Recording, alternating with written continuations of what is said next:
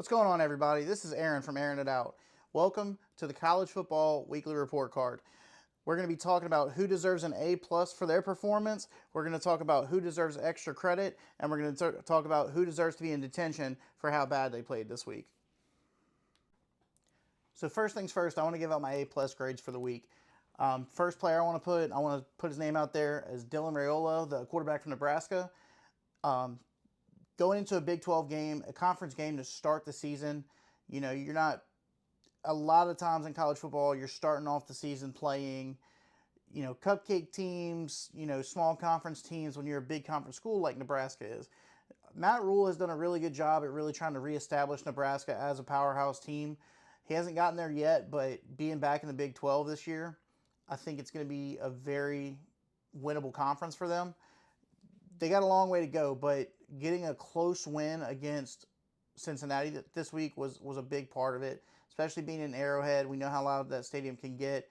Dylan Raiola, their quarterback, man, it's so funny because he models his game so much like Patrick Mahomes, and truthfully, he kind of looks like Patrick Mahomes in a sense. He goes 33 for 42, 243 yards, 2 touchdowns, no picks. I got to give a shout out to him and how good he played this week, especially, like I said, week one of a college football season. There's no preseason, so you really don't have time to get your offense ready and ready to go. It's really just a play it by ear week one. Another guy, give him his flowers, A plus grade. I got to give it to all of Jackson Arnold and the running back room in Auburn. Going against Baylor week one is not the toughest pull, but it's also not an easy pull. Baylor's no slouch, but Jackson Arnold and the running back room, they racked up about 300 yards rushing. And, 300 yards rushing against any program is tough. It allows you to keep time of possession. It allows you to control the ball, and it makes it to where the other team doesn't have an opportunity to score. Got to give the A-plus grades to a lot of the defenses out there this week. If you would have told me 3 weeks ago, hey, Texas and Ohio State, nobody's going to score more than 14 points. LSU versus Clemson, nobody's scoring more than 17 points. It's 27 total points. Man, there's no way that anybody would have thought those programs with high-powered offenses like they have would have been able to not score more than 2 touchdowns, 3 touchdowns. So, I got to give the shout-outs to the defenses. Defense wins championships. That's what they always say. Had a lot of close games this week, mainly because, yes, like I said, the offenses, it takes a little bit of time to get the ball rolling and get in a rhythm. But like I said, shout out to Ohio State's defense, holding Arch Manning to subpar performance. Julian Sayin going out there and getting his first win against the number one team in the country. He didn't have the best performance, but that offense was really going to get clicking. All right, next part, we're going to talk about detention. What teams and what players in particular didn't have the best week? They've got to kind of take a step back and get back into the process to see what they can do. They underperformed, or they just didn't play well at all. They didn't deliver on their expectations. So first off, the elephant in the room is going to be Alabama. Alabama got completely destroyed on the line of scrimmage. Alabama is so used to being a bully at the offensive and defensive line. Going against Florida State, who won 2 games last year, nobody in their right mind could have thought that Florida State was going to beat Alabama this week. Alabama's offensive line was just atrocious the entire game. Their new quarterback,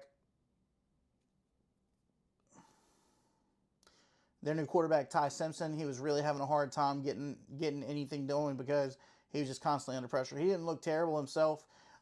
Ryan Williams got hurt on a kind of a ballpark dirty play by a Florida State defender, and he really wasn't the same the rest of the game. So now he's in concussion protocol. But Alabama, obviously, Kalen DeBoer is already on the hot seat to me. You have a lot of Alabama fans, and I knew this was kind of going to happen because going from Nick Saban, who's arguably, if not the greatest college head coach of all time, he's in the conversation at the worst part, right?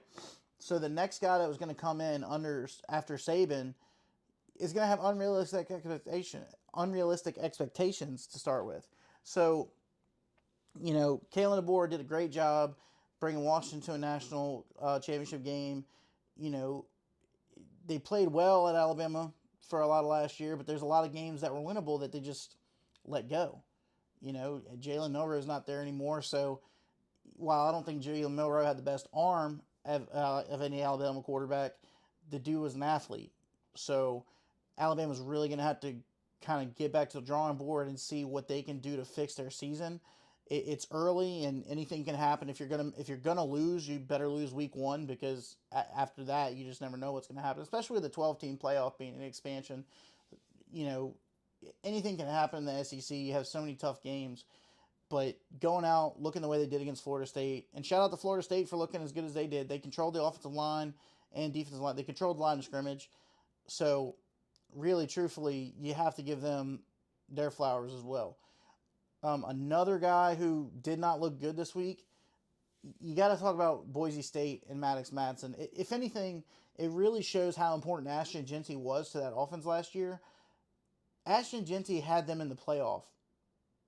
And nothing against Maddox Madsen, like, he played well last year too, but having a Heisman level running back, like, truthfully to me, Jeanty should have won the Heisman. Nothing against Travis Hunter. Travis Hunter's an incredible athlete, but if you ask me who the best player on the football field was in college football last year, I 100% would say Ashton Jeanty. I mean, the dude was ridiculous. He carried the team to a playoff berth as a group of five school, and even to a bye week as a group of five school in the Mountain West Conference. So, losing Jeanty, it's really going to hurt Maddox Madsen. We'll see what happens, but when you go out and you lose to South Florida the way they did, it just wasn't very pretty. Another guy did not live up to expectations week one. And yes, it's week one. It's very early. But, bringing Bill Belichick to UNC, man, Mac Brown was such a good head coach. He was an old guy too, and it was time for him to retire. But bringing in another guy in the day and age that we're in, that's also older, longer in the tooth, kind of old school traditional guy, when college football especially is all about what's the new age thing. Like, we got to bring in guys who are good with NIL. We got to bring in guys who have high powered offenses. Belichick is probably the greatest head football coach of all time. Bringing him to UNC, is it the right call? Is it the right move? It surely didn't look like it against TCU, because TCU just straight up blew them out of the water, 48-14. I mean, and it just wasn't even a competition. So, I don't know what's going to go on with North Carolina for the rest of the year, but moving forward, you really have to think, like, was Belichick the right decision? It's week one, so jumping to conclusions, sure, but at the same time, you got to look better than that week one against UNC. So moving forward, you got, like I said, Belichick, Maddox Madsen, Alabama, Kalen DeBoer on the hot seat.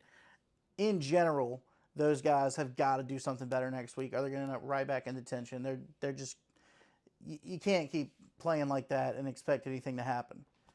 All right, so now we're going to talk about guys who deserve some extra credit, who maybe didn't have the best statistical games. They didn't make a ton of plays, but I want to talk about these guys because the plays they made and what they did to win the game was absolutely incredible. So, a couple of my games of the week. Obviously, I'm a big LSU fan. Super excited this year about Garrett Nussmeier. I hope to see him win a Heisman. I think he's got a good shot at it because of all the weapons he's got around him. But one weapon in particular, Trey Green. He's a 6'7" tight end that can line up at any spot on the field, receiver-wise. He can match up one-on-one, and nobody's going to be able to guard the guy. Now, he only had 2 catches for 17 yards. But he had 2 other targets that were pass interference calls that set up scoring drives. He had the game-winning touchdown against Clemson, lined up one-on-one with their best corner. He's a guy that I look for this year to be an animal. He's probably going to be a very, very big favorite for the tight end award, the Mackey Award. He's also going to be another guy who he's going to get a lot of targets in the red zone. So when it gets down to, first and goal at the 7-8 yard line, I see a lot of him, a lot of Garrett Nussmeier keying in on him. He's an animal, and he's going to be really, really hard to stop. Back to Ohio State, Texas, Julian Sayin had a very clean game. It wasn't anything spectacular, but you're a true sophomore quarterback playing for the defending national champions, and Julian Sayin's got a lot of talent. Honestly, probably a better quarterback than what Will Howard was. For him to show up game one against the number one team in the country and not make any mistakes, lead your team to a win, to get you to the number one overall rankings, and saying, hey, we are the number one team in the country. It is our championship to defend. I got to give a shout out to Julian Sayin as well. Biggest extra credit for this week is Miami receiver former LSU Tiger CJ Daniels. Dude had the catch of the week. It was absolutely incredible. It's probably the catch of the year, to be honest. Just goes up, mosses two defenders, leads Miami to their first big win of the season. Really trying to bring the U back and make them contenders, so that they get a big win against Notre Dame. Probably puts them into the top 6, top 7 in the country. So we've got some really good, really talented players on that team. You bring Carson back, who is probably the most experienced quarterback in the country outside of Nussmeier probably. Klubnik is another guy who's really experienced, but Carson Beck has 2 national championship rings. Yes, he was his backup, but obviously he learned from it. He played for Georgia for 4 years. He fell off last year when they went 11-2 and made the playoff. He didn't have the best season last year, so I think he's really coming into a comeback story. In a sense, he's trying to raise his draft stock going into his final year of eligibility. But shout out to CJ Daniels. Like I said, 5 catches, touchdown, incredible one-handed catch over two Notre Dame defenders. I gotta give it to him. I think that Miami is going to be a very big contender for the ACC.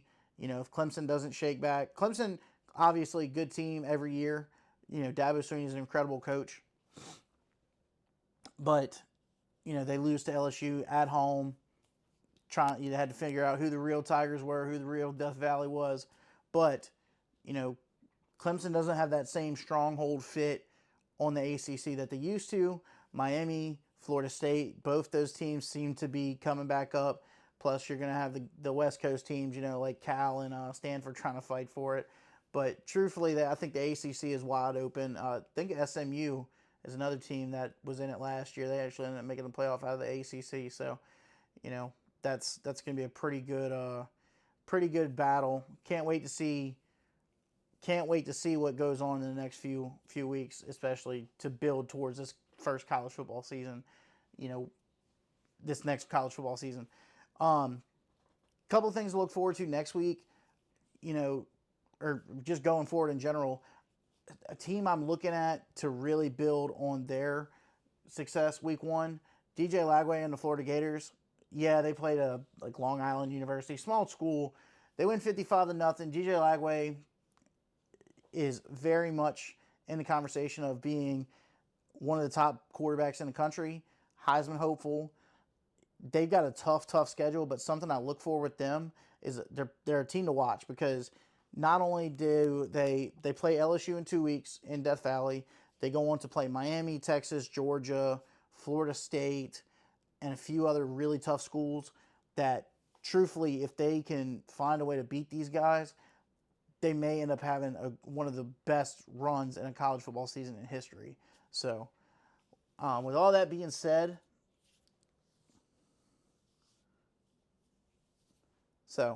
that's all I got. This week was just kind of my first time doing the weekly report card. I just wanted to do something quick and kind of just get it out there. Next week, we're going to go a little bit more deep diving into some of the games and a lot more of the stats. I hope you guys like it. I hope you guys want to come back and watch and like and subscribe to videos with me. What we'll do, what we're also planning to do is start our new series, Game Day Grades. So what that's going to be is we're going to be going to stadiums and kind of ranking the atmosphere, ranking the food, the fans, the traditions of the stadium, what's the tailgating like, everything. So that's going to start this weekend. We're going to start with the Saints in the Superdome against the Cardinals. And then next week we're going to be going to LSU versus Florida in Death Valley. It should be a really, really good time. But if you like the video, if you like to hear sports talk, if you know you want to talk about grades, grading each player and to performances, you know, I would really appreciate it. You like it, you subscribe, and keep on watching. We appreciate it.